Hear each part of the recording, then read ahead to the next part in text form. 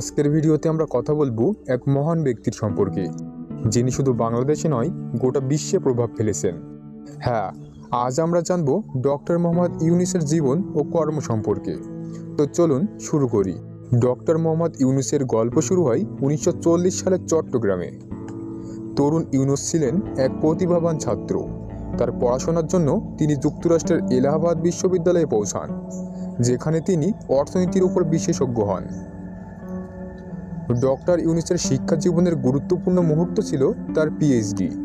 এটি তাকে এমন এক দৃষ্টিভঙ্গি প্রদান করেছিল যা পরে বিশ্বব্যাপী সৃজনশীল পরিবর্তনের পথে নেতৃত্ব দেয়।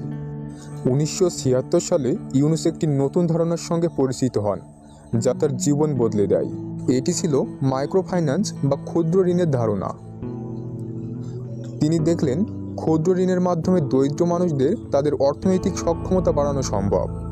তার এই ভাবনা বাস্তবে রূপ নেয় গ্রামীণ ব্যাংকের মাধ্যমে, যা বিশ্বজুড়ে সমাদৃত হয়। ডক্টর ইউনূসের এই উদ্ভাবনী ধারণার জন্য 2006 সালে তাকে নোবেল শান্তি পুরস্কার প্রদান করা হয়। গ্রামীণ ব্যাংক এখন লাখো দরিদ্র মানুষের জীবন বদলে দিয়েছে।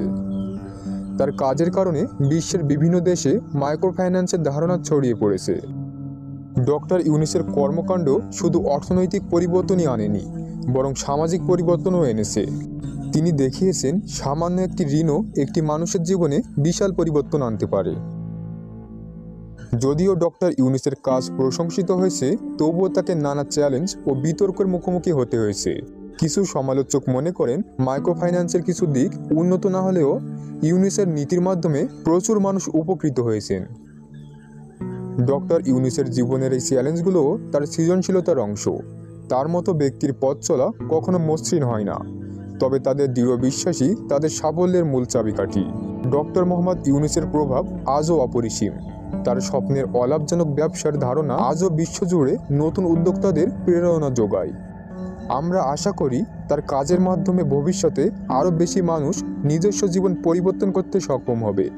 তার দৃষ্টিভঙ্গি ও উদ্ভাবনী চিন্তা আমাদের সকলকে প্রেরণা দেয়। আপনারা যদি এই ভিডিওটি উপভোগ করেন তাহলে লাইক ও সাবস্ক্রাইব করতে ভুলবেন না।